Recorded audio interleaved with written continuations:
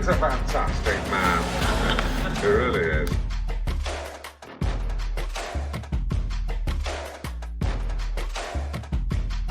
Ladies and gentlemen, please welcome. What's going on, everybody? Dan French here. It's Saturday, so we all know what's going on. It's a French Workbench podcast here. In studio, I have a full crew here today. We got a lot of information we're going to go over, and we want to thank everybody out there that has subscribed to the channel, also supported the channel. If you guys haven't hit the like button throughout this content and through this show, please hit that like button. Also, if you guys have this is your first time to come into the show, if you like the content, please subscribe if you have not. To all of our 1,000 subscribers out there, right, guys? Thousands. Let's not exaggerate. Tens of thousands. Yeah. Tens of thousands subscribers out there. We got Mr. Rick Raines back. Rick, your property manager. What's going on, buddy? How are you today? I'm doing great. Always glad to be here. Thank you. I appreciate you coming back, man. Anything new in your world? What have you been up to this last week, buddy? Probably the biggest thing, got a call yesterday. My youngest grandson just started going to school, and of course he gets croup yesterday. So he was sporting a temperature. I got a picture here of him. This poor little guy. Oh, there you go, man. And Let me see him. All right. No. Yes. You Gotta switch it around. Oh, I'm sorry. That's but all right. Anyway, he the grandson looks like her. They got him into the doctor, and by 6 o'clock last night, he was back to his old self. Good. Oh, good. So we're all Good for him, man. Kids are resilient. Yeah. Good genes. Absolutely. So what's going on? Anything else? Nothing else, huh? Anything personal going on with you? Did you guys do anything over the last week? Your family, your friends, anybody? Wife got me started going to Bible study. There you go, man. How do you feel about that? You feel like you're back on track now? He was never off track. Did you not hear him say, "My wife said"? I'm just kidding. Yeah. And we got himself, the one and only Mr. Brett Jenny over here, Mr. Energy. What's going on, buddy? I need a drum roll for that. Not much, man. Just enjoying freedom, man. God bless freedom. Where did you grow up, Brett? Belmont, Wisconsin, brah. Yeah. Farmland, town of 800 people. I was telling Rick when we came in here this morning, I went to kindergarten and school that was out in the country. Oh, yeah. And people don't believe me. I do. You walked to school. Straight redneck, man, jeans. It was 3 miles uphill both ways, right? That's right. It's always those No, we took a stories, school man. bus out there, but I swear to God. In the snow. Yeah, that's like unheard of now, but... That sounds like a slogan that somebody from the Midwest would say, though. Come to Wisconsin, eh? Good school, cornfield, beer. Cheesehead over here. Cheese, eh? You like cheese and beer? Yeah, hey, right. man, we don't have mountains. We don't have oceans. You know what we have? Cheese and beer. Cheese and beer, And baby. football. Oh, Green Bay Packers. And skeeters. God's team. You got skeeters. That's the Skeeters. That's the state bird. Fishing, trout, yeah. Muskies, Northerns. All right, enough about you guys. Let's get over here. Esmeralda Lucia. Enough of the redneck games. Right. Let's talk with Esmeralda Lucia. What's going on? How you doing today, Esmeralda? I'm doing great. Man, you got a nice background picture there. I like it a lot. Looks pretty good. Yeah. What have you been up to? Anything new in your world? Oh my God, I have so many new things happening. Great things though. What's happening? You always I can't say yet. But you until always it's do done. this. It's like I'm gonna tease you, and I'm gonna say something's good, and then it's like, wait, I can't really say anything about until it. Until the next week. Yeah. I had something life-changing happen. What was that? I can't say. Yeah. Oh, okay. Anyways, how's your day? It's gonna be so good. Come on, give us a hint. So you're gonna tell us during the show, right? You're not gonna say it till next week, right? Yep. Okay, so you got some. It'll be worth it. I promise. Wow. Now, is it be worth it for you or for the rest of us? Because if it's Everybody. okay. All right, we also got Sarah Morris. She's actually somebody that we're going to talk to today. She's a probate real estate attorney. Also, she also does real estate a little bit on the side, but mostly attorney work, right? Right. Okay, so how did you get? First off, thank you for coming on to the show. Yeah, thank you for having me. Yeah, it's really awesome that you came on. Also, we want to kind of get some information on how you got started in this whole thing, as far as you being an attorney. So kind of give us an insight about what's going on with your whole process. Are you from Vegas or did you move to Vegas? Like, how did that work? Sure. I actually came here for law school. I was the third graduating class at Boyd. So I'd never been to Vegas, didn't even think about it. But when I went to look at schools, the one in Vegas was had a lot of energy. Where are you So, from originally? I'd say Northern Virginia. Okay. Northern Virginia. Yeah. So all the way East Coast. across country. Yeah. So Quite a but I liked change. it. It was a big change. I had no idea I'd still be here, but I didn't think I was only 21. So I thought, okay, I'll just go here, and here I am. 'Cause Hello, West Coast. Same thing I thought too. Whoa. Yeah, so I've been doing this gig for 18 years. In law school, I owned a bail bonds. Interesting fun fact. Really? So, Really? Yep. That was the most fun I've ever had in my life. Really? At a job. Bail bonds, huh? Yeah. What? I bet you Look got at some you. stories for that. Yes, absolutely. Maybe a few in this town. Huh? Right. So is, Chasing folks. is that a big, that's a big money grab, isn't it? Yeah. It can be really good money, high risk, but Okay. good money. And I know things have changed, obviously, because this was literally 20 years ago. So there's less bail bonds now, so I'm not really sure, Yeah. what's going on. If you But- think Vegas was the Wild West now, Ooh, yeah. think 20 years ago. Yeah, Oh, it was crazy, right? Yep.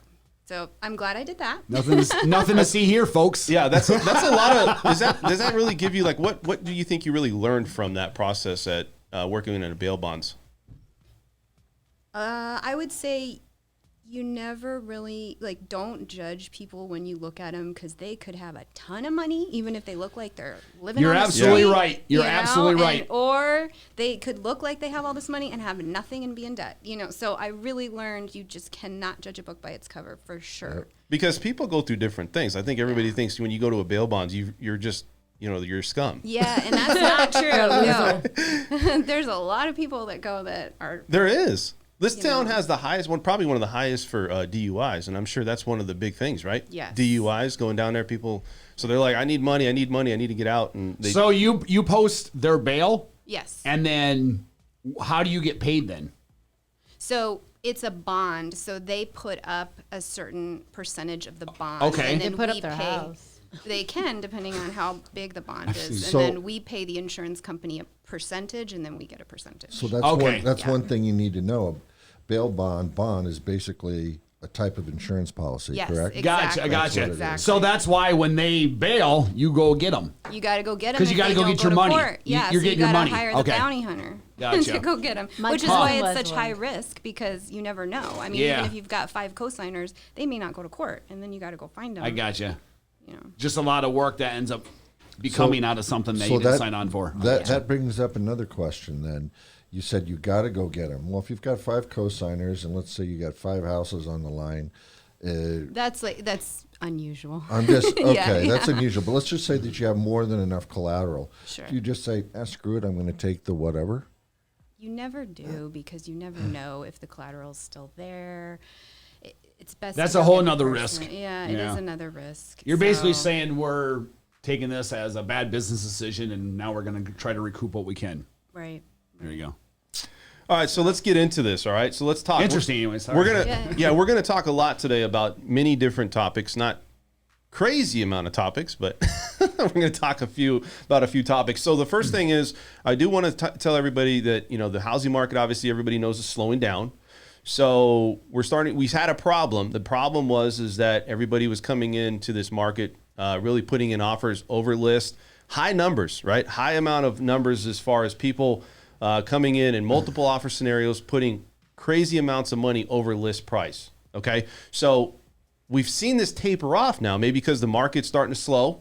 This is the time of year when it starts to slow, but we also know that this could be an opportunity for somebody out there that this is a perfect time to buy because you have less competition and the market is starting to slow down. So I think people, thinking, well, I'm going to follow everybody's, position here. I think you should reconsider and take a look.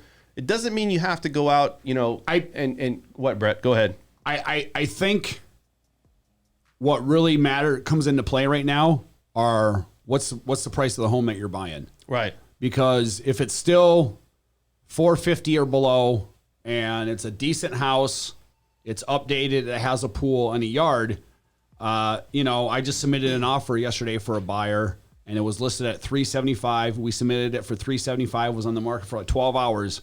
And I got an email last night and the agent said, please come in with your highest and best by Sunday night because we've already received like I think 7 or 8 offers. Yeah. So that's, I mean, you know, but that's a desirable house and that's a desirable price point. So there's, you know, when the demand is already, I should say, when the supply is already low, it's really low when you're talking about the volume of buyers and that price point. Sure. Now, if you're talking about something that is, and even probably in the 500 price range, but you start getting 650, 7, somewhere around there. Yes, 100% is you're seeing things that maybe sit there for ones that were getting multiple offers, 40, 50 grand over, maybe sitting there for a week. Maybe sitting there for 2 weeks. Let's get into that in a second because I want to get that information, but I also want to introduce also what else we're going to do here. So the other things we're going to talk about is with Rick, we're going to talk about pools working for owners, right? How that works. Is that really cost effective? Are they losing money on that? Also the repairs for owners and tenants and what his perspective is on that as a property manager. And we're also going to talk about cryptocurrency with Brett. We're going to talk a little bit about stocks. And but first we're going to talk with Sarah Morris. And I want to introduce Sarah Morris, and I want to go over this with Sarah Morris because she has a lot of input, not just on the probate, because she does probate. She's a real estate attorney. She also has some input on what's going on in the market. She's been here for a period of time now, so she's got a really good, maybe a good analysis of what's going on, what her perspective is on this. So first off, let's go and talk with Sarah, and that's why we have Sarah on. So Sarah, what's going on? So let's talk with you a little bit about your situation with probate. You do life estate, is that right? Estate planning. Estate planning, right? And kind of introduce to us what you do on a daily basis or what you really encompass as far as your position and what your occupation is. Okay, sure. So I do basically business, which encompasses real estate, estate planning, and probate. And I represent a lot of small businesses as general counsel. Just if things come up, then they can call me. I do a lot of probate probate is when someone passes away. Right. You have to go to court in order to get their stuff. Because if it's in the person that passed away's name, then you got to go to court to get the judge to transfer it into whoever it's supposed to be into the legal heir's name. So that's probate. We do a lot of that. It comes up a lot in real estate, believe it or not. A ton. Right, because you've got whoever on title. Maybe it's not just the dead guy or the dead girl. It's also somebody else, but it depends on how you hold title. So if you hold it in a certain way, you're still going to have to probate that deceased person's interest. So that comes up. And I can tell you last week, interestingly, I had 3 potential clients call for, I do a lot of like commercial lease drafting and review. And Okay. I had 3 clients call where they were leasing space and they needed me to review the lease agreement. So I was happy because I was even telling them, it looks like the economy is coming back. People are leasing space. Businesses good. are opening up. Yeah. So that was That's encouraging because I think a lot of people, don't know what's really happening in Las She Vegas. sees a whole other side that is a very good indicator of what's happening with the economy and real estate, which is the commercial side. right. Now, is it slowly creeping up from your perspective, or is the economy, because you're dealing with these contracts and you're reviewing them, or is it just, it's really people are just, all right, it's 0 to 100, like I always say, where I think everybody's back in? It's like slow to medium, right? Because even last year, Yeah. I was getting new businesses calling, like, okay, I'm going to open up a business. I got to get a business entity. What do I get? And so we'd open up the entity and then do all the contracts for them. So I was really surprised, even in the middle of the pandemic, people are opening up businesses. So, but it seems like it's going a little faster now. I always said too, the housing recovery, or not the housing, but the economic recovery here post-COVID was really in big part because of the housing market. 100%. And I think the housing market never tapered off. It never slowed down. Actually, it increased. And it's a weird thing. I was really interested in the business side of it, though. Would that come back? And because the housing market never went anywhere, but would that come back quickly?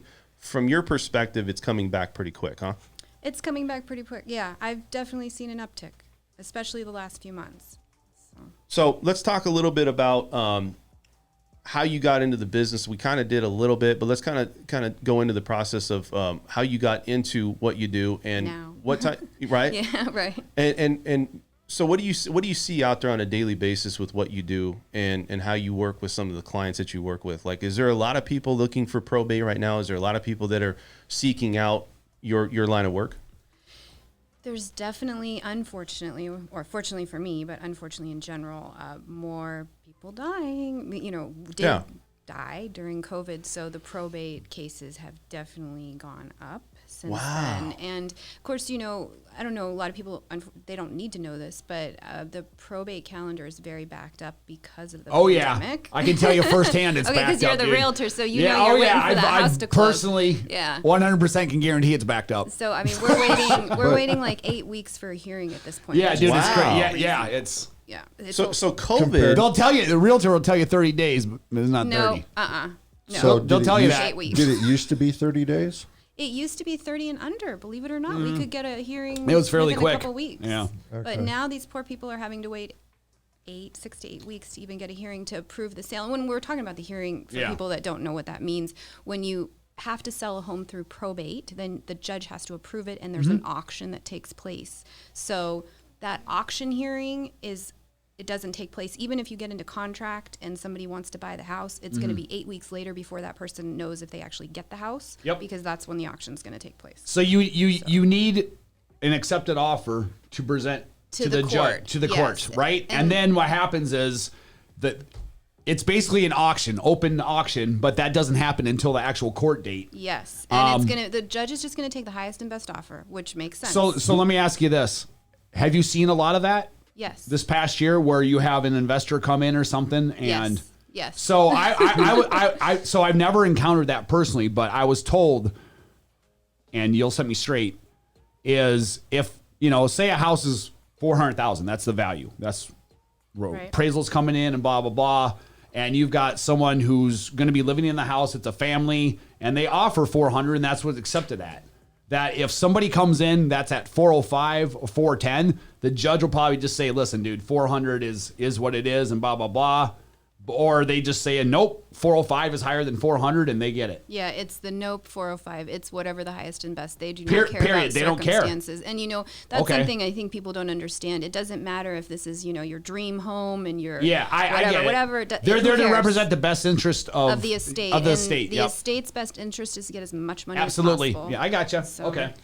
So, new question: who's making this decision on the acceptable price? Is that the court that's doing it, or a trustee, or a You have to send in an relative? appraisal. Or you got these offers? Who's deciding? What's Well, the best deal? So once the seller or the estate decides that they want to accept an offer and we present it to the court, we have to have an appraisal most of the time unless all the heirs waive an appraisal. But there's still going to be information in front of the judge on the fair market value. So obviously if it was way under, we wouldn't be able to get it. So somebody who doesn't do real estate every day has a basic value of what that property is worth. Yes. And Basically, that's for the judge. where are the probate sales held? Court. Yeah, but Right on the- now it's on Blue Jeans, which is on, you don't have to actually go to court. Yeah. So you can do it on video. Okay. But it used to be you showed up and Yes. Yep. Yeah. And if someone's gonna outbid you, they'll sit there and you see them behind you like vultures sitting there. So Well, I'm and they have to actually, they have to notice that they're going to outbid, so they have to actually they have to tell notify. us. Yeah, they can't just show up. Within 72 hours of the hearing. So we have some heads up for the people that, because a lot of times, the people that are going to buy the house, they're very invested and they want course. the house, and so it's nice at least that they have a heads up that Yeah, somebody yeah, might yeah. overbid. So how long is this process right now? The reason I'm asking this is because 20 years ago, I was property manager for the probate courts, and I handled a lot of big, large investment properties that were in probate. And sometimes it would take a freaking year. We would be managing these things. So how long is this process normally taking? It depends. I mean, probate's all about how much the estate's value is. So the lower the value, the quicker it goes. The higher the value, the longer it takes. So when you were saying, the high value, then Yeah. of course it's going to take Yeah, a and if long you're talking time. about like commercial buildings or something, I'm sure.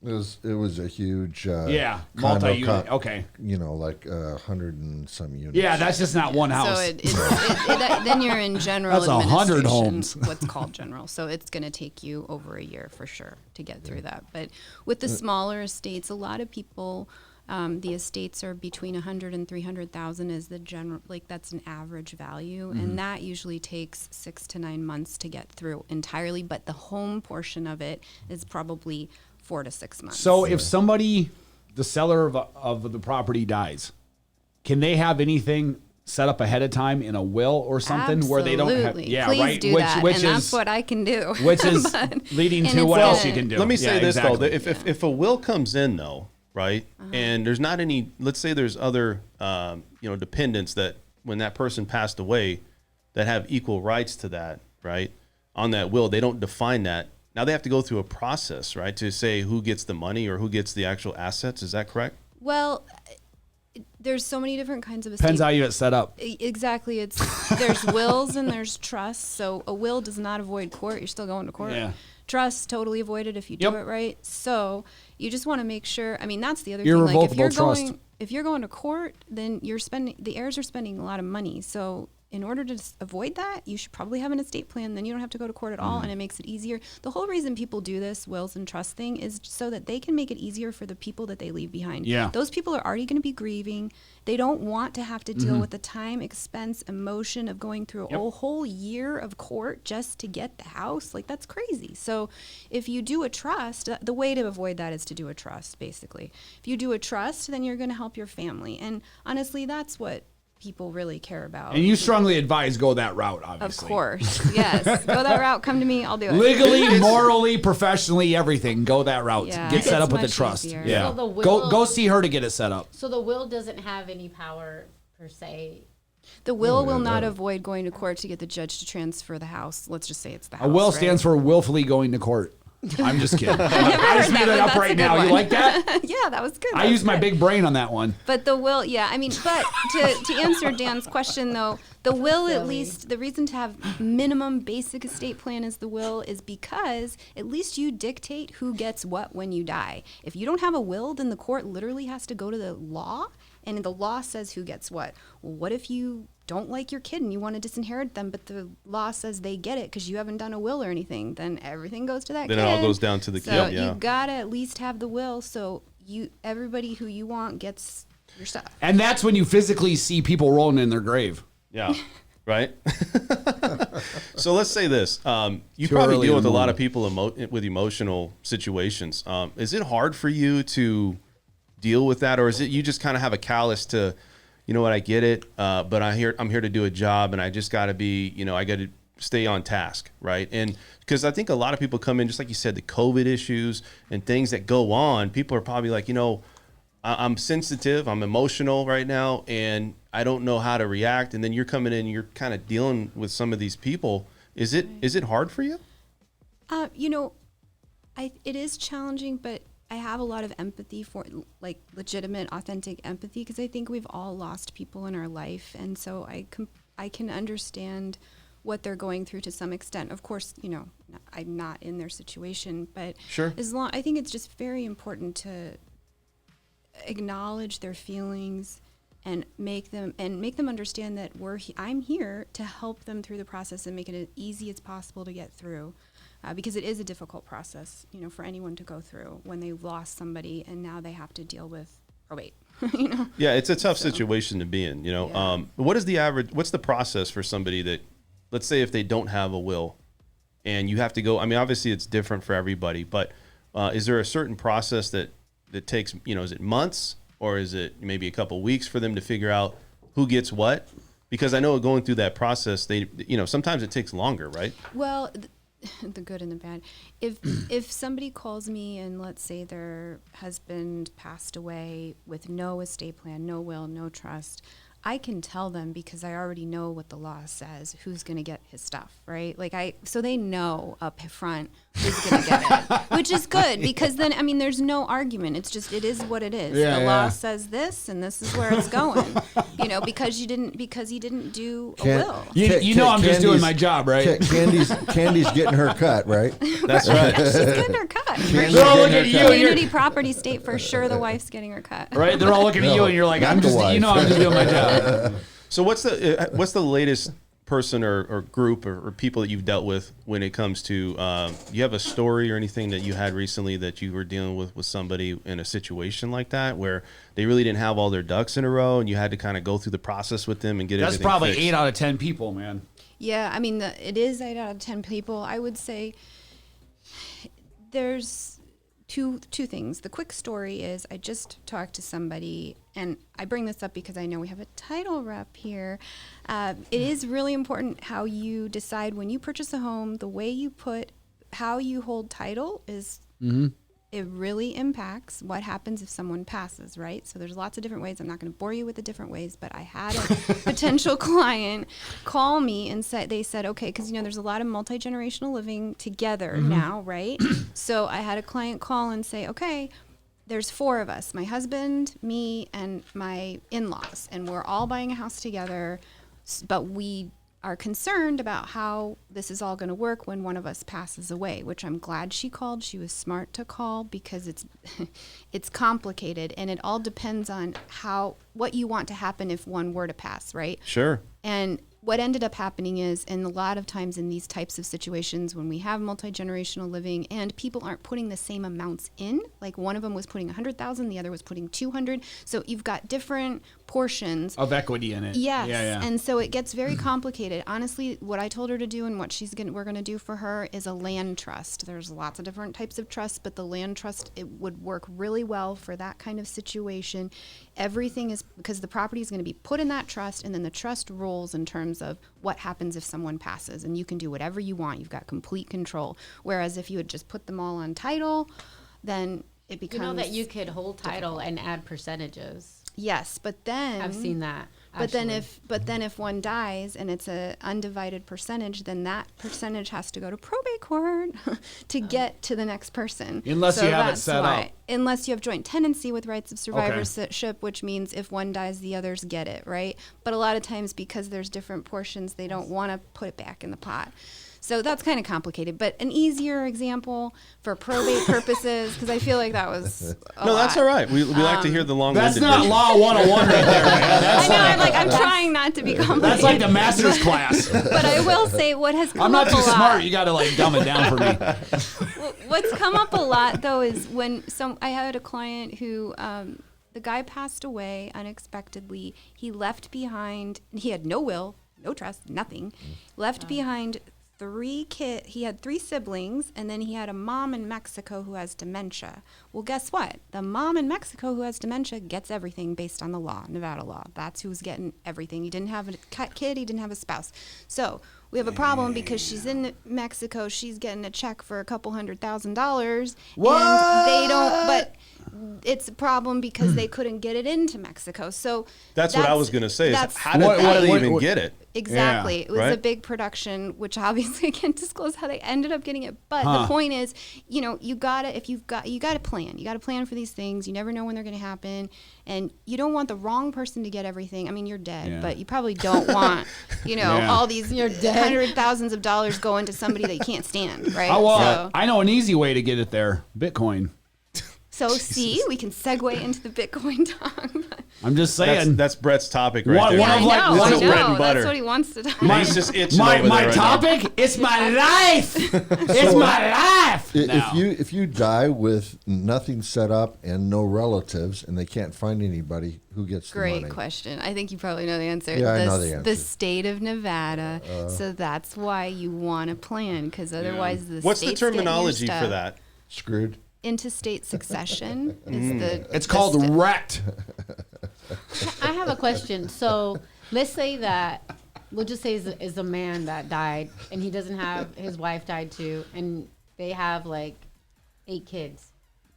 How does that work with the kids? Do they just divide it equally, or is it the oldest kid? Or is Equal. what if the Totally kids equal. are like half kid, like half step sons and daughters, and Depends on who died first. It gets complicated. I'm just curious. Yeah, like, it depends how on who everybody dies has first. mixed families Yeah. now. Right. It's like relationship status. It's complicated. my We see people put that. You're like, what? Dios It's mío. complicated. So well, here's the deal. So I know, like, when you go through the process, right, and people really don't know how it all works. I think it's kind of, it's unfamiliar to people. It's foreign territory, right? They don't really know how to get started or find somebody. I'm going to go over here and I'm going to go ahead and bring her information up, and that's her right here. And if you guys want to find Morris Law Center, this is her right here. If you guys want more information on probate, it looks like you got estate planning, business, real estate, And you have a podcast. Wow, you got everything that we got. What's going on over here? Dan, thanks. So she's very well versed in what she does. Yeah. Yeah, and Not we right do- out of law school. We offer 15-minute phone consults. You can book directly through my website, so they're complimentary. And you guys got some testimonials down here. You know, you got some clicks here where it says probate, estate planning, business. All right, cool. So you guys have all this stuff here. I think the average person out there really doesn't understand how all that works. I mean, you know, if it's set up, it's set up. They're just collecting a check at that point, right? For most people, if they didn't set it up. But I do want to bring up a point that in mortgages, right, and going through title, a lot of people don't know they can choose how they vest title. And I think knowing that is an important thing because a lot of that could eliminate some of the issues. I'm not saying it could. It could, and that's what they have to really think about this. And I know the title companies do discuss it with them, but joint tenancy is the most common, and that's the easiest way to avoid having to put the house through probate. But again, it depends on your situation, if that makes sense. So Yeah, like if you bought an investment property, tenancy in common, there's unequal amounts of ownership, right? So Yes. that might be a point where you said, well, who gets that? Do I will that to my other family member, my portion, right? Right. And there's different layers to this, right? right, exactly. Either So- how you have it set up or how you don't have it set up is how that happens. So Right? new question, a more generic question. So you have, I think most people, at least in the U.S., know that you're supposed to have a trust and a will or something to that nature. You just know that, You should. and that you should do this. What is the most common reason as to why people don't do it? Why do they wait? Okay, really, the common reason is people don't want to think about their own. Yeah, Death. I can understand that. Yep, and Same they're like, reason "Oh, why I I'll don't want to do go to the it." doctor. It's almost like Yes. it's almost like they're bringing it on. Yes, and they Yeah. don't want I to talk agree. about it or think Yeah. about it, and then they're like, "Oh, I'll do it next year. Oh, I'll do it then following year." Because oh, it's an fine. inconvenient thing So, that is yeah. nobody wants to think It's about. like life you know? insurance. You know, you go in, you're Yeah, like, well, I'm but paying. you know, my mom passed this summer, and before she got sick a couple years ago, her and my father went and set everything up at the funeral home. They set everything up with the life, you know, I mean, so that when she did pass, because you're right, I mean, my dad's completely upset. His wife of 50 years, how's he live, right? And he's going Right. through those thoughts, and everything was literally taken care of. They had paid for everything ahead of time. They had done everything. It just makes it makes so it much. easy. I mean, and nobody wants to do it, but it was responsible of them to do it. And by being responsible now, like, dude, if you care about people you love, do it. Yeah, and So it's you know. kind to the people you leave behind. Absolutely, it Here's is. here's Yeah. another thought, off of what Brett just said. I've done everything, and I didn't want to do it, but I've gone to the point of I already have the grave sites and I already have our headstones, and everything's paid for. Yep. Now, if any of you have witnessed prices going up, once you do this and you pay for it and it's all done, and even if you do it in your 20s, as an example, let's just say you live another 70 years. Do you have any idea how much money you're saving? Because Good it's point. already done. Right. So that's another way to look at it. Just do it and forget about it. Then just forget about it. Yeah, I agree. So, guys, if you guys have any information that you want to get a hold of with Sarah, then we have her information here. We'll also have it posted in the comment section. So we're going to go and move on with the topics.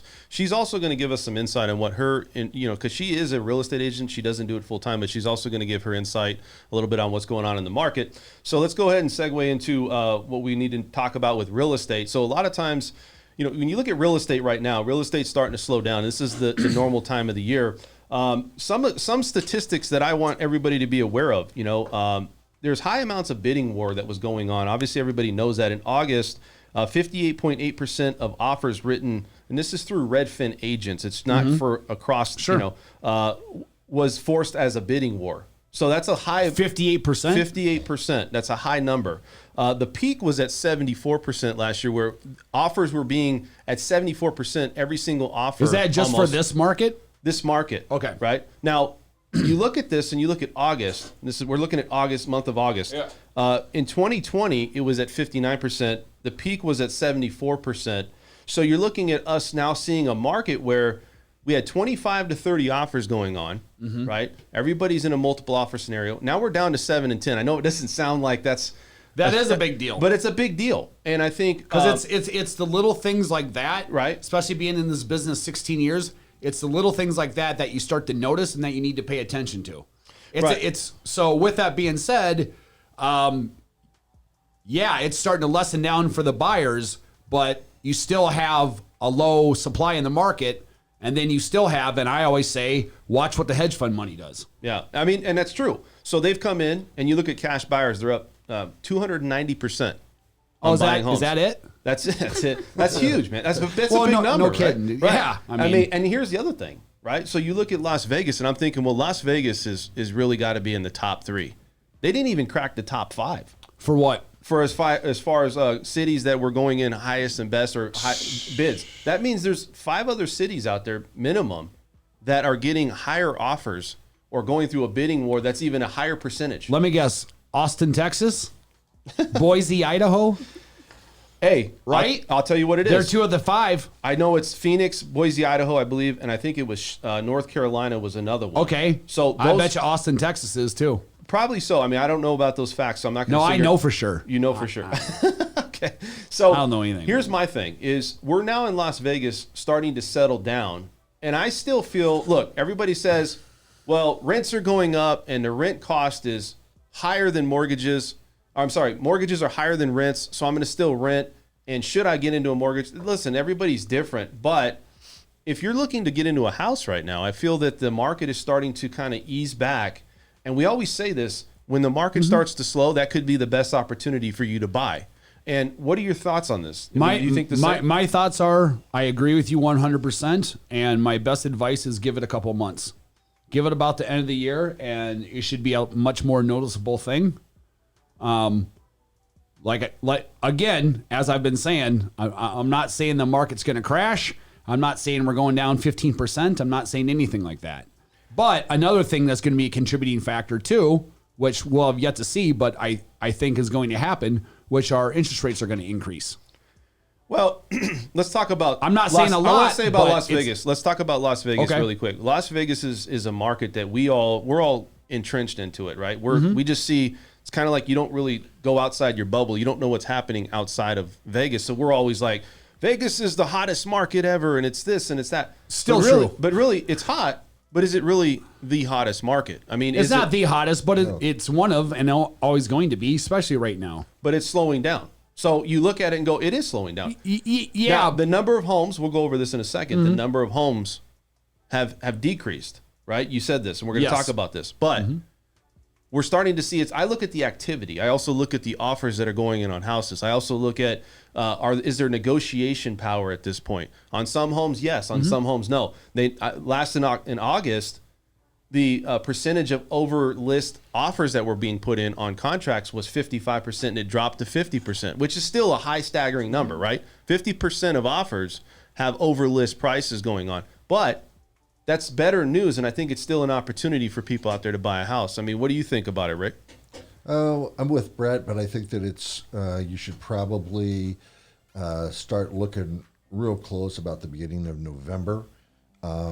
Reason it's going to take a little while, especially if you're going to do some financing, but beginning of November, end of November, you're hitting probably the absolute lowest that we seasonally see here in Vegas. So I'm a little on the... And plus you're coming into a market where we're coming in the holidays. Right. And I don't care if you can afford a house, want to move somewhere. Unless you absolutely have to, no one's moving during the holidays. So do you think it's going to continue to slow to keep this opportunity growing for people out there? The market. Is the market going to continue to slow where more and more properties and just the pace and the activity level? I think it's going to level. I don't know if it's going to keep the slide. The slide's going to go through the end of the year just because of time of year. But I think it's going to level because you got more people going back to work. More of the insaneness is going to go away. And I think there's going to end up being more demand after that. That's what I think. I agree. I think things are going to slow a little bit, yes. But at the same point, I've done this long enough to know that we're in uncharted territory with a lot of things. So it's starting to slow. How much is it going to? And then when's it going to uptick, going to keep going up or not or level? I don't know how long. We'll find out. Sarah, we'll find out. What do you think about this market? I mean, you're not into real estate, and I want to get your opinion on it. You've seen the transitions. Were you here You were obviously here back in 2005, Yes. 2006 and 7. Yeah. What did you think about that market compared to this market from another person's perspective? Well, I mean, I don't think it's going to do what it did then for sure, because we have much more stuff in place to make sure that doesn't happen. And the Lending standards. exactly. Safe And the kind most- of most loans importantly, are not going to lending are not standards. happening. So, but I am with both of them in terms of like what they're saying about the end of the year. I guess I feel like the sweet spot, and this is just a gut, because people ask me this, is like All the time? January. Yeah. January. You know, like I feel like that might be a time to consider purchasing. Is it like the gym though? It's like they're just, hey, I'm going to push this off because I feel like I'm just going to wipe the slate clean and start over next year. Is that kind of what? Because I feel that's what people are doing right now, which is we can take advantage of. If people are going to push that off until January, but January is that going to usually really when make, is it going to start make a to- difference though? I guess is what I'm trying to say. By pushing into does it really make a difference?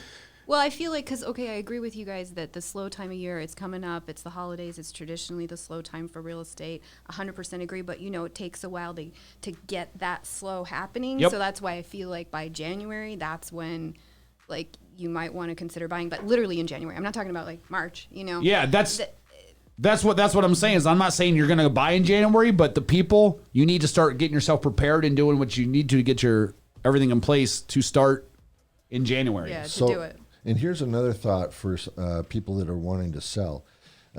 Personal opinion: if you want to sell, try and get it done and closed after the first of the year. And the reason being is you close it on December 25th, you get to pay taxes 4 months later on it. And if you wait till after January, you Quick get a little whole, nugget of information right there. you get a whole year, almost a year and a half, 100%. to wait to pay taxes. So as a realtor, and Brett's one, everybody's got a real estate license, but I think a lot of people, right? You said it, bud. Everybody. Everyone's got a real estate license. Everybody. So I know. My thing is this: everybody wants to know, okay, should I stay renting or should I buy? I think there's a lot of biased position when it comes to real estate agents telling people you should go buy a house. Now's the best time. Do it now. Is it really the best time to buy now? Like if you were in the market, would you buy a home right now, Brett? I think that if the right home that I wanted and I had a chance to get it right now, yes, and I would pay full price and I wouldn't feel bad about it. Because the interest rate I'd be getting it at right now, even if that home went down 15% in value, if interest rates are 2% higher 2 years from now, I'm having a cheaper mortgage payment now at a higher price than I am then. And I also feel that things may level off, but I don't think the housing market is going down for prices. I look at it as it's a fixed payment, right? And also the appreciation is going to be there. We may be seeing it staggering a little bit where it's retracting, but I don't see why somebody would rent. And just in my perspective, that doesn't mean it's right or wrong, but why somebody would rent versus say getting into a mortgage, because at least you have a set payment and at least you're positioning somewhat of your money into a future return on investment, regardless if you're like, well, I'm on the fence, you know. I think unless you have that specific house picked out that you want right now would be a good time to maybe start looking and entertaining the idea. But whether you buy right now or you wait until January, you'll probably have a better chance at the market later this fall than right now for your own odds. But like I said, if the right house for you is on the market right now and it's there and you want it, then there's not going to be much of a difference as far as your mortgage payment or whatever it is between now and January or February. There's lots of reasons to continue renting, and it has to do many times with the industry that you're in. So an obvious huge industry is especially in this town is the military. So if you're in the military, you don't know how long you're going to be stationed here, and you're going to have to move, so you rent. You could be traveling medical, which is big right now around the country. Yep. Another reason that you rent. You could be in an industry where if you're young and straight out of college and you've got a master's from MIT or Yale and you want to move up the corporate ladder very fast, like within 10 years, dude, you rent and you job hop from large company to large company. So there's a lot of reasons. And another thing is there are certain households where people grow up in a rental situation, and for the most part, that's what they believe that they should be doing because that's what their parents did and that's what their grandparents did. And I'm not saying that's right or wrong. I'm just giving you a reason as to why people continue to rent. Well, the good news is the hedge funds are going to make you. Yeah, I mean, I think Give it it's 5 years. I think it's also commitment. It is a commitment. I think it's timing in life. What are your thoughts on it, Sarah? as far as people looking to rent versus maybe getting into a mortgage. I think a lot of people as realtors, they're biased. They want clients, right? But that doesn't mean everybody's ready to buy. I don't think any of us would talk anybody into getting I would into say a it's house. based on your scenario, I guess. If you know, to go back to that question, should someone buy right now? I would say, tell me your scenario. Well, it's a slow And market. I'll give you my advice based off Right. that. It's Because there's a ton of different things that Right. could come into play that I'm not thinking of. Yeah, I mean, I'm kind of with Rick on this because it and Brett, because it depends on your circumstances. I think everybody should be investing, right? And your home is probably one of your bigger investments, and I think it's important. If you're already going to be paying a lot with rent, if you could buy and you can qualify for your mortgage, then you might want to consider buying because, like you said, Dan, you know, it is, and all of you guys have said, it's going to, I don't think we're in a crazy market like the bubble in 2007. No. So I think if you're going to sit there for at least, even like if you're talking, usually people are in average 5 years, right? So, but if you're going to be 5+ years in this house that you purchased, then I think it's a potentially decent investment, and then it's not going to bite you in the ass. That's exactly right. Yeah, no, you're right. That's a good analogy. Yeah. What about you, Esmeralda? You know, I said this before. Your market is the market you could afford it in. So it's irrelevant whether the market drops, it doesn't drop, because if you can't afford it in the market when it drops, then it's not your market.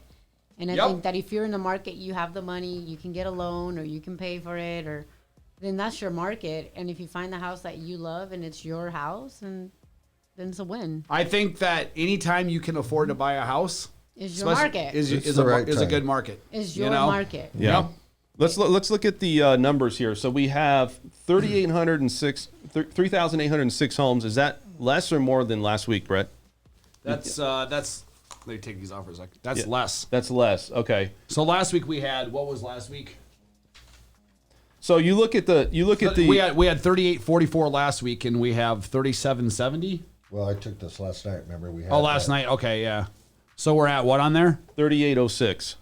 So we're 39 homes less. Okay, so 39. So that's not a From big last week. fluctuation. So No, we're less. yeah, I mean, but I'm saying it's not a big drop. Is it slowly going up as you see this market, though? I mean, we're seeing increases, incremental increases, right? I mean, it's staying between probably 3,400 and 4,000. It's been there for months. We got and 10 months. days on the market for homes on average, but I've seen homes that have been 45, 50 days. Now, those That's are probably medium days on the market, Yeah, that's medium. Yeah, right there. that's crazy, I mean, right? look at that, dude. But listen, here's what I can say about that is Insane. you look at that number and it's still there, but I do feel like the activity level is less, and I feel that there's It more. is. There's It is. there's homes that I see now 16, 20 But days. it's relative. So yeah, it's less compared to the most crazy ass market we've ever seen. So 10, But 10 if days. if we had a normal market, the less would be relative to that normal market. So yeah, I mean it's less relatively speaking, but So is this, if you you're looking at this here too, right? You look at the homes that are for sale right now on the market. Is that accurate? 4,697. Is that accurate to you? for single family, not Yeah. condos and townhouses. For single but family. yes, right? that's So- accurate. So that's not. It's a lot, but it's not a lot. Where do we need to be at? Do you think? We need to be between 3 to 6 months. I would say more, probably between 3 and 5 months supply. So 3 months being that we're nice and healthy, and 5 months being we're getting on the verge of too many homes on the market. So right now we're seeing this at 1.6 months. So we're not there yet. No, we're about half of that. We're half of that, but we've seen an increase. I thought it was. I think I saw Not it last time. It was 1.2. So it's increased slightly. Okay, but Okay. so how long does 1% take to get to 50%? I mean, I think it 50 depends. weeks, almost a year. do you- That's things continuing right now at this pace. There's so many things that can come into play. I mean, listen, we could wake up tomorrow and all of a sudden there's a whole segment of people that say, hey, you know what? We're just going to chill now until Christmas. And I mean, do I think that's going to happen? There's also a lot of new home builders that Yeah. are building, so Correct. that's going to impact the market as well So- in terms of having more homes available for sale. Absolutely, and from my end, when I start, I track the info from the builders. 3 or 4 months ago, your buyers were getting multiple bids and they're putting $50,000, $60,000 lot premiums on everything. And they're saying to the realtor, oh, we'll give you $1,500 co-broke. We'll give you 1% co-broke instead of 3%. Now I'm getting emails from builders that are saying, oh, we have standing inventory ready to go. You can actually go into that standing inventory now, and you can actually, I'm not saying you're going to be able to get it for a hell of a lot cheaper, but you're actually able to come in as a buyer now and have things a little more towards your terms. You're starting to have a little room for negotiation, and they're saying to the realtors, oh, by the way, we're paying 3% commission. Well, that's great. Where were you 2 months ago? So that's an indication of where some of this is when going. I'm starting to see that, that's an indication from the builders that things are starting to lighten up a bit. Well, buyers are starting to have more power. I have multiple offers or contracts with builders. I'm going to say that 30% are closing on time. 70% are probably not closing on time. And they're not just getting extended a week or two. What, the builders? The builders. Because of the lumber shortage is a lot. Some of it is the lumber materials. The flooring's not done. They weren't coming out the way that the client wanted them as far as what the agreement was. The upgrades that they're paying for, they want to get some type of because credit. When they're selling so fast and moving that quick, things get missed. And that's why. Well, I feel that they're just, I hate to say this, they're in uncharted waters. Like they don't really know how to act or react to this thing, and they're doing their best. Contractors are low. Inventory, the cost of materials are high, and the materials themselves are low, and they're trying to get them. And you look at all these things. Go ahead. So not only are they in uncharted territory, but they still feel the burn from the housing crash the first time around and the mistakes that they made. So they're trying to apply that to how do we curve things or how do we set things up so that we're not susceptible to that happening, but at the same point, it's uncharted territory. So there's a few different factors that builders are dealing with right now.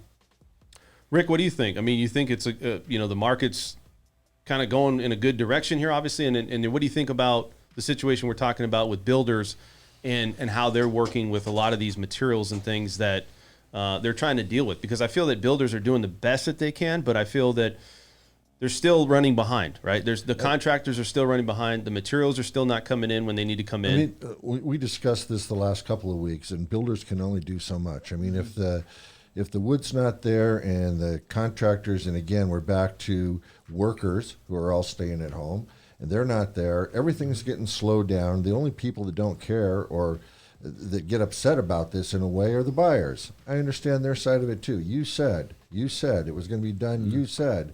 And so they're getting squeezed from both sides. They're not getting the support from the people they need, and they're getting pressured from the buyers.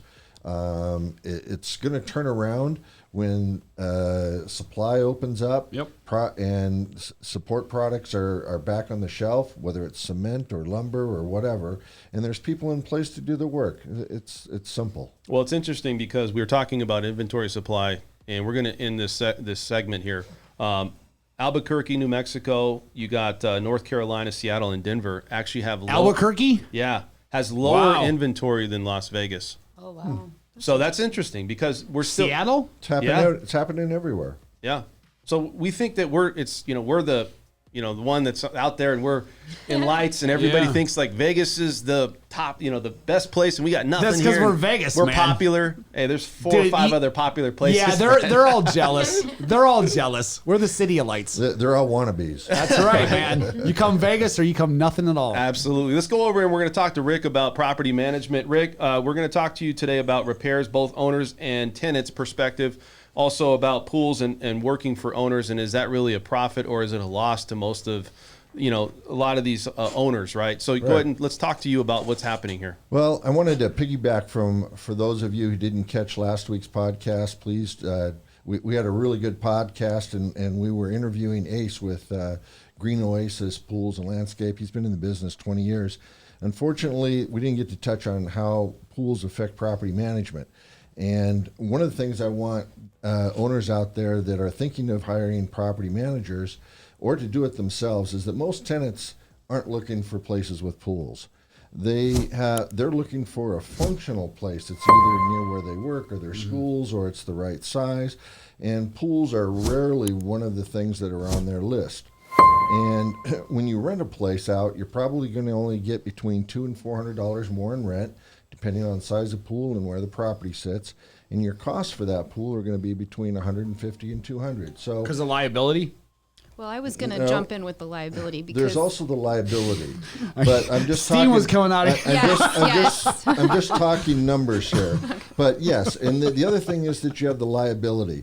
But so what happens is because there's so little net profit from having a pool and all of this liability, but owners, what they want to do is put all the burden on these tenants. And most tenants don't have the ability to clean pools and maintain them, which is Or they're not going to. a time-intensive thing, and there's expense involved. And most of the time, or a lot of the time, you end up with green swamps. And that's something that an owner who's handling it himself, managing himself, that's problematic.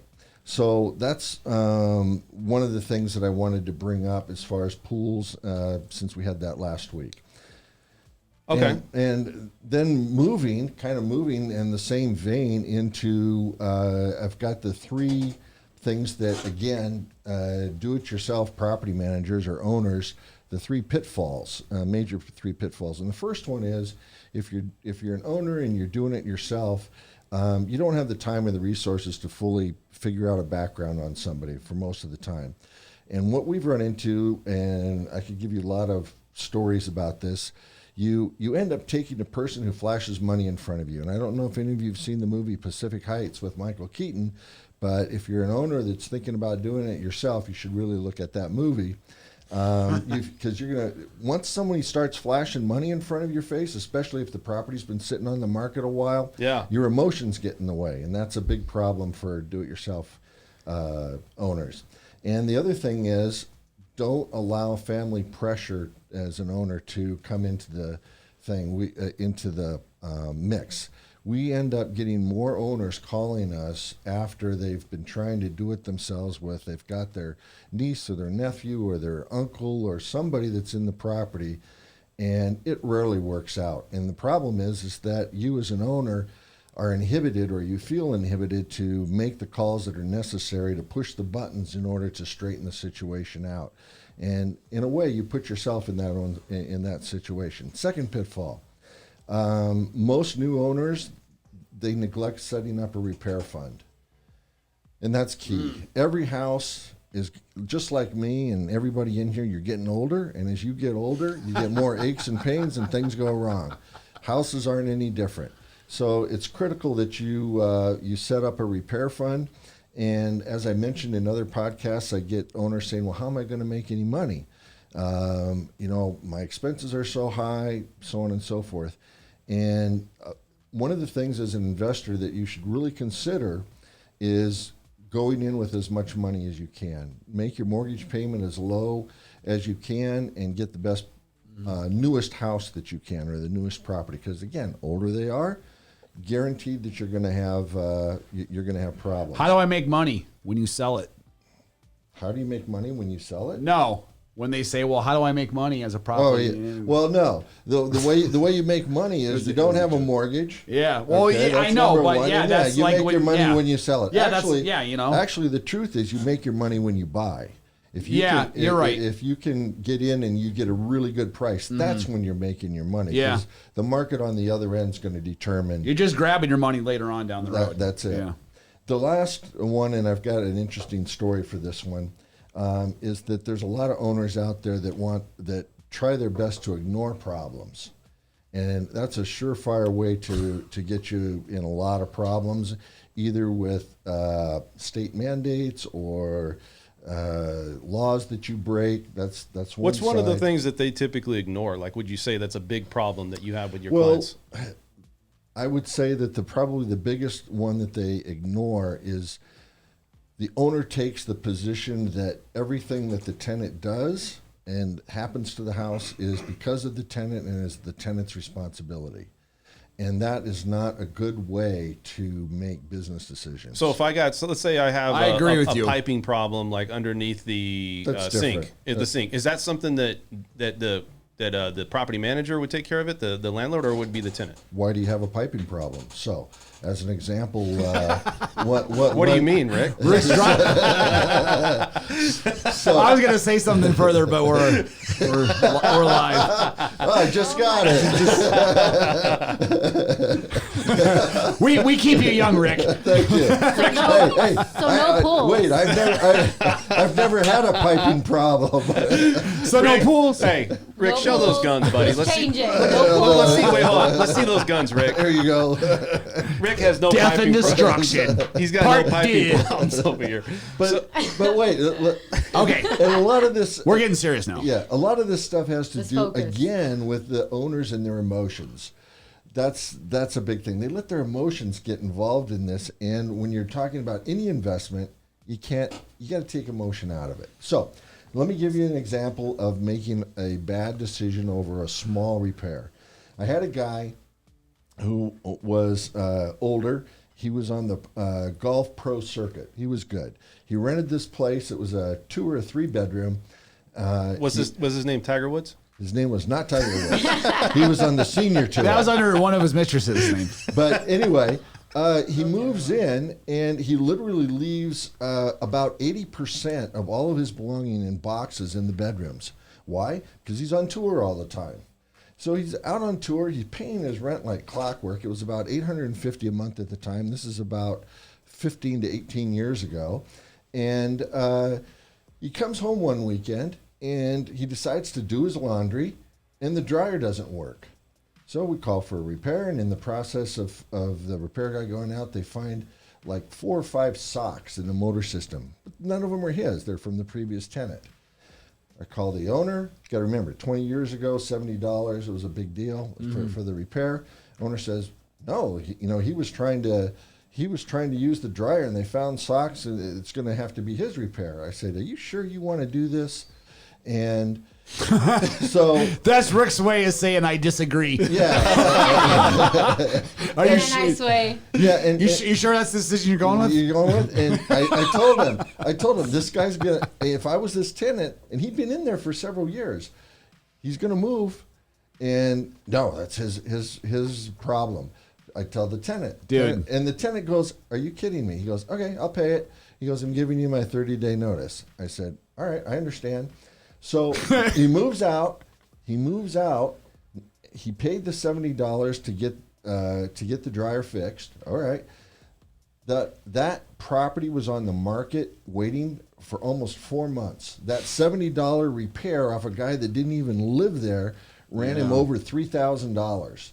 And those are the types of decisions that emotional owners make, especially when they're handling it themselves. I've seen sellers do that on properties too it's before. insane. It's So- like, dude, it's $300 to fix that. You sure? No, because I'm like, Yeah, Dude. a vacancy will always be your greatest expense. A vacancy will be. Being cheap can bite you. So, yes, yeah. Sometimes being One thing I want to say, Rick. So I was reading Trying to something save money that constantly. rents are over year up 22%. Are we still seeing increases in rents right now? Yes, slightly. They're still going up. And what's interesting, I told you guys last week that I had a couple of places on the market that hadn't moved for like 3-4 days, right? Everything's gone right now. I got 0. So, wow. and not only did those go, but we've probably had 4 to 5 new properties come on this week that I never even got a chance to put on our website. Wow. They were gone instantly. Wow. There you go, man. So do you think that what's rents that? are What's that about things slowing down? right? Let me Well, say this: but do you think that those- rents are going to slow down though, where they're going to start to retract? I mean, because look, we're waiting for somewhat of a correction with the housing market. Are we seeing the same things with the rents? Do we need a correction? I feel like it's just going crazy, right? I think, of course, it's going to happen. And again, there's a lot of factors that feed into this, but I haven't seen it definitively yet. Again, it is going to happen, but I haven't seen a huge, oh yeah, we got to lower this price by X And I'm amount. sure you agree with me too that when it does, because 1 + 1 = 2, it eventually has to. What goes up, it's you don't know exactly to what effect. You know, See, here's the cool thing because about we're this. in uncharted. What's happening right now, man? Rick has an incentive to have renters where we don't. I mean, we're fine with if they want to rent, but we're looking at it from one side of view, Well- and he's looking at it from a different side of view. So it's good to blend that because he might give a different perspective on maybe it is a good time to rent. Absolutely, and I agree with everything that he said and his logic behind everything. And I mean, we're kind of on the same thing. I mean, I'm looking for people who want to buy rentals, Right. and then I'll send them over to you. Right. Sounds like a deal. All right, let's segue Give to us a this. call Rick- at 70. Hold on, Rick. You got I'm just anything kidding. else to say about the rental market? Not about the rental market, but I did want to bring up that one fact, and it's not a big deal, okay? But on the stats site here that Dan brought up earlier, Yeah. there was a foreclosure. We had a foreclosure listed, and I found that really interesting. How many foreclosures do we have right now? One that was listed Oh, on wow. the MLS. One But- foreclosure But out of but the point in being the entire is, city. but the point being is that we haven't had any in over a year. When was this though? This was like Right now. I mean, no, but when was this take place? Did it take place this month or last month? I don't know if it's this month or not. It's on the stats. If you find, I'm not sure if it's in InfoSparks or on one of the other. Well, we'll take a look anyway. at it. I don't have it set up, but All take I your have to word do for is it. go to the. We'll take his word for it. Yeah. It's one Yeah, there's foreclosure. one, So, and there's no does this- short sales. Does this thing? Do you guys think this is a sign that we're going to see more? That's what I'm trying to get at. Is that what you're thinking? No. He No? says no, not even a few. What about you over there, Well, Sarah? from my perspective and the potential clients I've been receiving lately, I think that it might start trickling in Yeah. a little based on, because I also handle, pre-foreclosure stuff, and I've just had two this last week. keep so- in mind that before COVID, there were foreclosures. Right. All right. Right. And it's the foreclosure period where they said no more foreclosures. And they changed the rules, and you were able, in a lot of mortgages, to get whatever you didn't pay put on the back end so that you get to pay it later. But that's That's why it's going to happen. That's, So- it's that's going to drying happen. out. It's just going to go back to the Because way how it are was. these people going to be able to pay all of a sudden? So now? when I make my comment on it, I mean it from a perspective of this. Yes, I'm sure maybe a few will come on, but no one's getting around the fact that there's still 10 buyers Sure, for there might everyone be that short comes sales. on. So I don't know, man. So if more foreclosures come on, but they're being snatched up for full price if over list the second they come on, what's the relativity of that? I think I'm still in a test case position. Just more homes on the market. Because I mean, we got one, which is great. I got to. I think one doesn't I mean gotta see the- anything. I In got a to see city the of flow. 2.5, 3 million, Yeah. one foreclosure? Are you kidding me? Why are we even mentioning it? Yeah. I mean, that's my thought. I mean, I No, know the why, only but reason 'cause I look, mentioned it is because well, I it know. actually hit. And yeah. that's I'm not all. saying it as It's, a rip. well, because I'm look, just the case saying study it as on an this would example. be the case study would be would it increase like in a short window, or would we see one now and then we see one in another month? So what's You know what I relative mean? to you So- of that increasing? So if we have one and it goes to 100, I think we could go to 300 and they would still be snatched up like.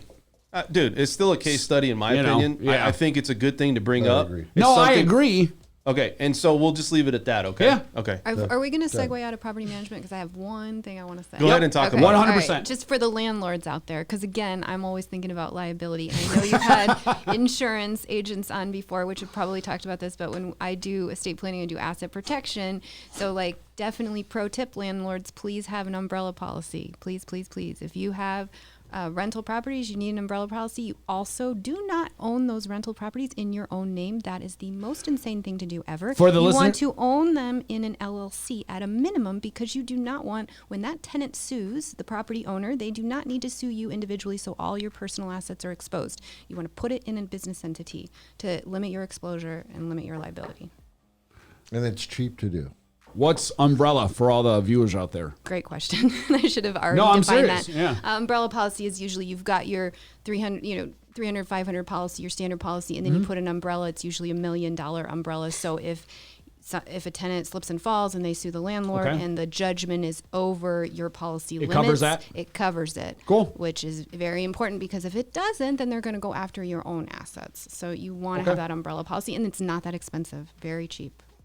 So I appreciate everybody. We're going to talk with Brett here about cryptocurrency and stocks, and I just want to give you this platform. Talk to us about what's happening, because look, you got a store out there, right? What's the store?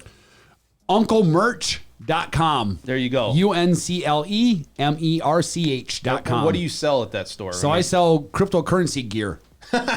Like you want a Bitcoin T-shirt or a Doge hat or some other crypto bling. Are you serious or you're just messing? No, go. It's a store. It's a online store, Shopify store. I started, or I paid someone to start it for me. So what's going on in crypto? What do you see out there right now? Do we get a discount? Yeah, Because we're part of the broadcast? yeah. Right? Just say I know the owner. He said I get 50% off. What do you see out there right now? Crypto. Well, it's kind of in a accumulation period right now. So, beginning of this year when things were running pretty high, nobody. People knew it was going to come down some. People didn't think it was going to go from 65,000 down to 29,000. Now Bitcoin's back at, I think, 49,000 this morning. So it crossed 50, and it's been sitting between probably 47 and 50, maybe 51 for the past couple of weeks. So it's just accumulating right now. Now you're seeing half people say that by the end of the fall, we're going to have one more run here, but the run isn't going to be that high. And we're going to go to the end of the fall, and then we're going to go back into a bear market. You have other people that before and still say this, which is we're going well into the end of this year, into the early next year, and Bitcoin's going to go over 100,000 and all these things. So, dude, it's uncharted territory. So here's what I can say: it's still a small percentage of the population, Correct. but it's growing. And here's the other thing: Yeah. as a mortgage lender, I'm dealing with a lot of opportunity now with buyers that have assets in cryptocurrency and having to transfer the cryptocurrency. The only problem is, and it's not a problem, but I understand they're playing the market. They want to wait to the very end, right? Before they say, well, I'm going to transfer, because they're trying to see gains. They want to see gains. Yeah. But the good news is that we're starting to see this more and more, and we're trying to get alternate routes to get this done. I say, listen, crypto's looked at as property. So, well, is it tangible though? It's very tangible. It's a matter of acceptance or not. I personally think people should be buying homes and other purchases with it. It's one property to another property. Right. But are people willing to do that yet? No. I'm getting rejection after rejection when I propose it to people. I'm like, hey, you want to make history? How about no. There's a lot of speculation out there that the cryptocurrency world, that cryptocurrency will be increasing in the next few months into next of 2022. Is that going to happen, you think? I don't know, man. We're accumulating right now. So it's going to go one of two directions. And it's been around for 10 years. For 10 years, it's gone from something that's worth nothing to a $2 trillion market in 10 years. So you can look at past graphs and statistics, but that doesn't, you got to take it in perspective of there's not a lot of history to go back on that. So I think we're going to go back up to probably 65,000. Once we hit that 65,000, dude, I don't know. Do you have any news that's come out that's given you maybe the people that are watching this? So here's kind of what's happening with the SEC is coming out with some regulation, and Gary Gensler is the head of the SEC, and he's always in the past been a very pro crypto person. He caught some slack this week with a lot of people on crypto Twitter that were laying into him and saying he wants to make it impossible and all these things, but they're just trying to define the terms right now. And it's like anything, it's so much uncharted territory that they're kind of confused of what they want to do. But I do know it's good for crypto to get adaption. It's good for it to have rules and regulations to a certain amount. Old arguments like, oh, well, people can ransom somebody with Bitcoin, or they can kidnap and use Bitcoin as all those things. I always go back to Pablo, was the drug czar guy, the drug lord out of Pablo Escobar. Yeah. Okay. Right? So was he buying his drugs with credit cards, or was he buying his drugs with cash? He was selling his hippos to do that. So fiat. He was using he was using fiat. He was using cash. So the people who say, "Oh well, Bitcoin's only a way to launder money and da da da," it's been done by cash. Real quick, and we still have cash. Real quick. So, Rick, do you crypto? Listen, Let me see. I gotta think Rick, about that. Rick, do you even Bitcoin, bro? I'm curious. No, That's like when you say, "Do you do the pot?" Do you do the pot and then the Bitcoin? Do you do the Twitter? I will say this: Bitcoin's come a long ways. I remember a couple years ago when Shadow Point. I was about ready to get into it. I was about ready to Oh, buy. sorry, Let him my answer his bad, question. my bad. Go ahead.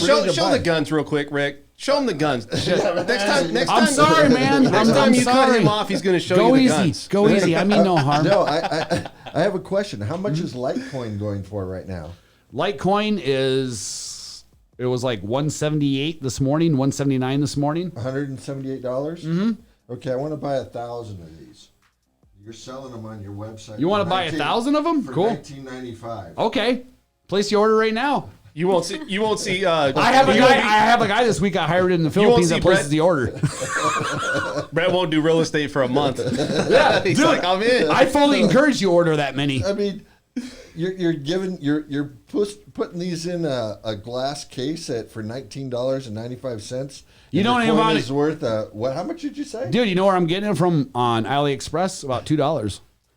Brett, you just gave away your recipe. Come on, Brett. What? That I'm in business to make money? Yeah. I gave away my secret. I'm in business to make money. What if I go to AliExpress and do the same thing then? Go ahead and get your online store or do whatever. Feel free. Most people are lazy. I'm going to make money off that. Anything else with crypto? No, just it's like I said, we're accumulating right now. So we're about ready to find out these next couple of weeks what's going to happen. All right. So All right. Stock market, anything going on with that? I do buddy? know this, that people used to traditionally, for a hedge of what they think is going to happen for inflation, used to stick that all into gold. Look at gold prices this past year.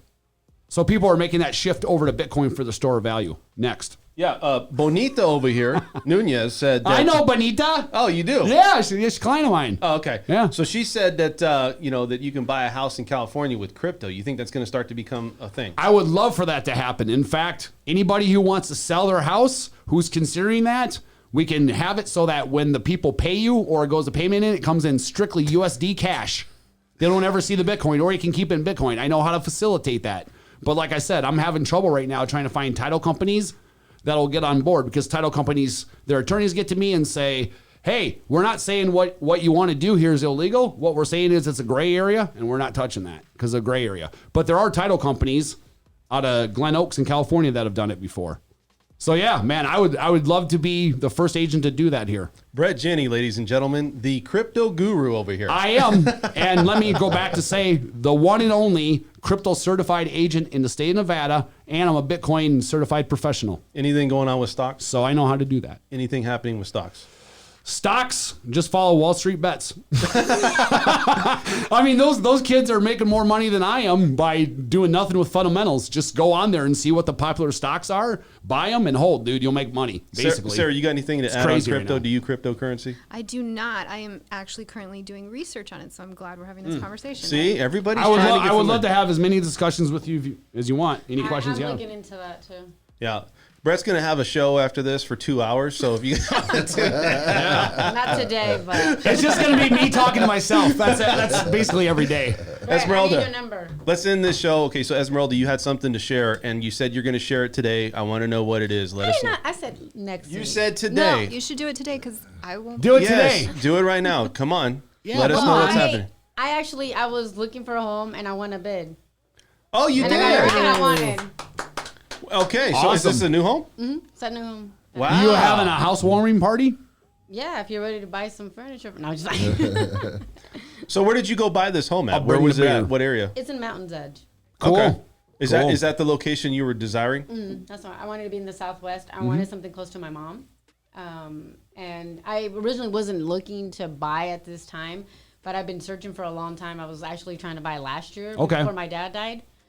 And but I found something that I actually really liked without really. See, that's what I'm saying. And Is but I was now like, a good time to buy? I don't want to let this go. I don't care. See, that's exactly I'm what I like- said. What did you buy your house for? What's the price?